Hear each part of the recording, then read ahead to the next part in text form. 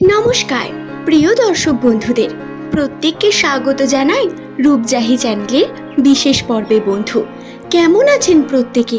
ঈশ্বরের কৃপায় আশা করব আপনারা প্রত্যেকে সুস্থ আছেন, ভালো আছেন। বন্ধু, আজকের ভিডিওতে আমি আপনাদের সঙ্গে আলোচনা করব নামের প্রথম লেটার যাদের এস লেটার দিয়ে শুরু 2026 সালে বছরের চতুর্থ মাস এপ্রিল মাসের ভাগ্যফল সম্পর্কে। এই এপ্রিল মাসে বেশ কিছু বড় বড় পরিবর্তন আপনাদের রাশিচক্রে অবস্থান করছে।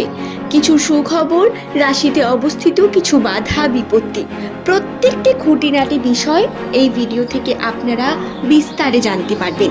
সুতরাং অনুরোধ করব, ভিডিওটি অবশ্যই সম্পূর্ণ মনোযোগ সহকারে শেষ পর্যন্ত দেখুন।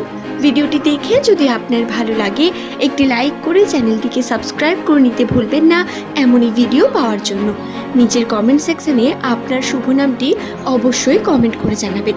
তবে আসুন বন্ধু, আর দেরি না করে আমরা ভিডিওর মূল পর্বে প্রবেশ করি।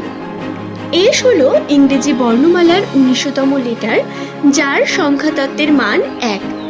এই 1 বা 1 নাম্বারটি অত্যন্তই গুরুত্বপূর্ণ নিউমেরোলজিতে, কারণ এটাকে প্রধানত চালনা করে সূর্য।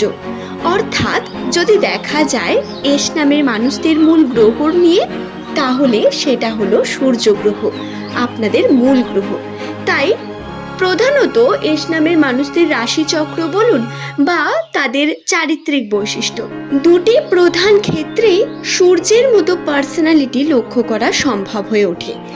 একবার যদি এস নামের মানুষেরা কোনো বিষয়কে নিজের মাথার মধ্যে ঢুকিয়ে নেন এবং সেই কার্যের উপর কার্য করবেন ভাবেন, তাহলে তাতে সফলতা অর্জন করা থেকে এদের কেউ পিছু পা করতে পারে না। আপনার নামের প্রথম লেটার যদি এস দিয়ে হয়, আপনার মধ্যে বিশেষত্ব হলো আপনি কথায় পারদর্শী। দর্শক বন্ধু, একটি বিষয় অত্যন্ত গুরুত্বপূর্ণ, এস নামের মানুষেরা কিন্তু খুব ভালো অবজারভার। এরা যে কোনো ঘটনাকে খুব ভালোভাবে দেখতে পারেন, যেটা প্রধানত সকলের চোখে পড়ে না। এরা যে কোনো সিচুয়েশনে ভালো মন্দ প্রত্যেকটি যে আসল বিষয় সেগুলোকে বিচার করতে পারেন। এদের বিচারধারা অত্যন্ত স্বচ্ছ এবং ক্লিয়ার, যার কারণে এরা ফিউচারকে খুব ভালোভাবে কিন্তু ভাবলেই বুঝতে পারেন।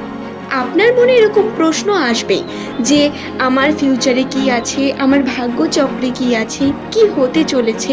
তাহলে আপনাকে বলি, একটু আপনি মনোযোগ সহকারে নিজের জীবনের বিভিন্ন দিকগুলো নিয়ে ভাবুন এবং ফিউচার নিয়ে ভাবুন। আপনি কি চাইছেন সেটা নিয়ে ভাবুন এবং তাতে কার্য করুন। বিশ্বাস রাখুন বন্ধু, যেমনটা আপনি চান তেমনটাই হবে, শুধু আপনাকে কার্য করতে হবে। আপনি হয়তো জানেন না, কিন্তু ঐশ্বরিক ক্ষমতা দ্বারা আপনি ব্লেসড, যার কারণে আপনি যদি কোনো কিছুকে মন থেকে চান তা আপনি অবশ্যই পাবেন। যেটা আপনার জন্য ভালো সেটা হবেই হবে, এবং আপনার চাওয়া পাওয়া অত্যন্ত গুরুত্বপূর্ণ। প্রথম জীবনে একটু স্ট্রাগল রয়েছে, আমি মানছি। সেই স্ট্রাগলিংয়ের পর আপনার শুভ সময় শুরু হবে, এবং এটা প্রধানত শুরু হয় 35 বছরের পর থেকে খুব বেশি পরিমাণ, কিন্তু তার আগেও এটা শুরু হয় অনেকের ক্ষেত্রে 30 বছর, 29 বছর। এই সময় থেকে এই স্ট্রাগলিং পিরিয়ড ধীরে ধীরে পরিবর্তন হতে থাকে। তবে এমনটা নয় আপনার বয়স হয়তো 40 বা 45 এবং আপনি ভাবছেন কই আমার তো কিছু হয়নি। তাহলে আপনি একবার নিজের পাস্টের কথা ভাবুন এবং এখনকার কথা ভাবুন। এমনটা নয় যে আকাশ থেকে টাকা এসে পড়বে আপনার উপর, বা কোনো আকাশ থেকে শুভ ঘটনার ঝুড়ি আপনার উপর উল্টে যাবে, এমনটা হবে না। কিন্তু ধীরে ধীরে এই পরিবর্তন আপনাকে উন্নতির দিকেই নিয়ে যায়, এবং এটা রিয়েলাইজ করা অত্যন্ত গুরুত্বপূর্ণ। দর্শক বন্ধু, যদি আমরা কথা বলি এপ্রিল মাস সম্পর্কে, তাহলে এস নামের মানুষদের এই এপ্রিল মাসটি অত্যন্ত গুরুত্বপূর্ণ একটি মাস হয়ে দাঁড়াবে।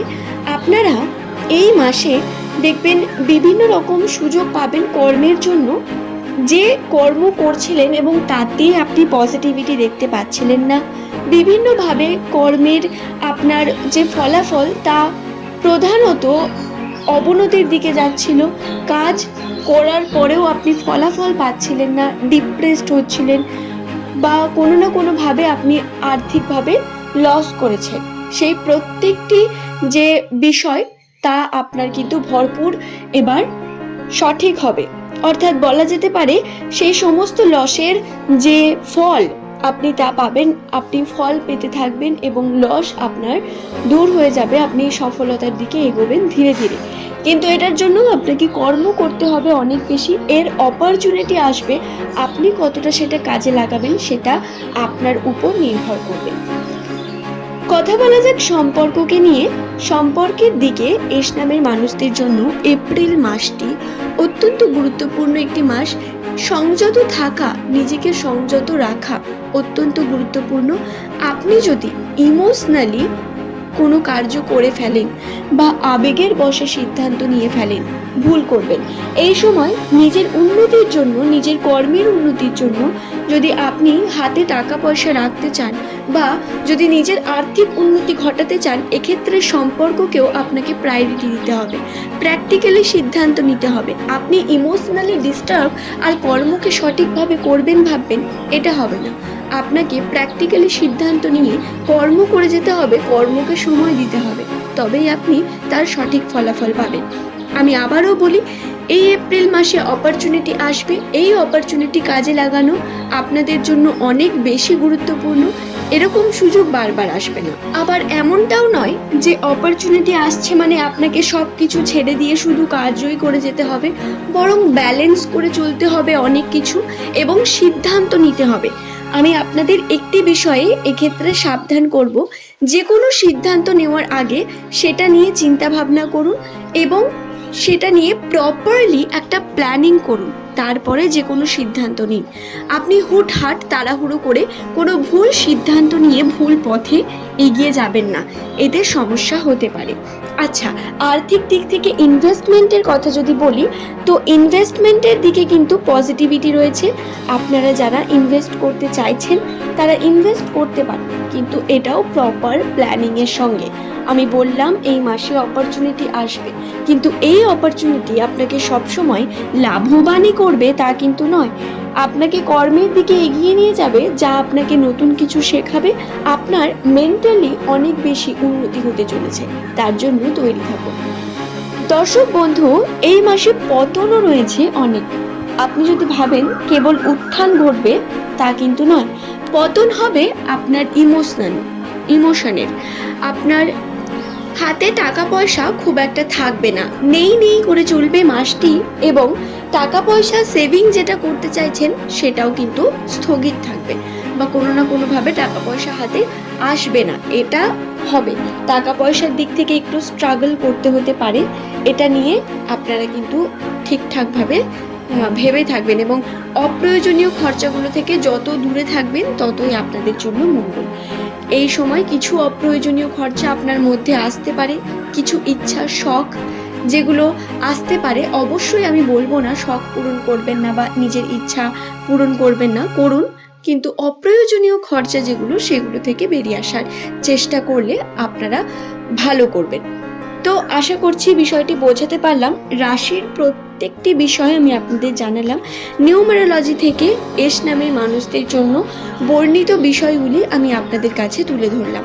ভিডিওটি আপনাদের কেমন লাগলো সেটি নিচের কমেন্ট সেকশনে অবশ্যই কমেন্ট করে জানাবেন। আজকের ভিডিওর এই পর্ব এই পর্যন্তই। পরের দিন নতুন ভিডিও নিয়ে আপনাদের কাছে আবারও হাজির হয়ে যাব বন্ধু। সকলের সুস্থতা মঙ্গল কামনা করি।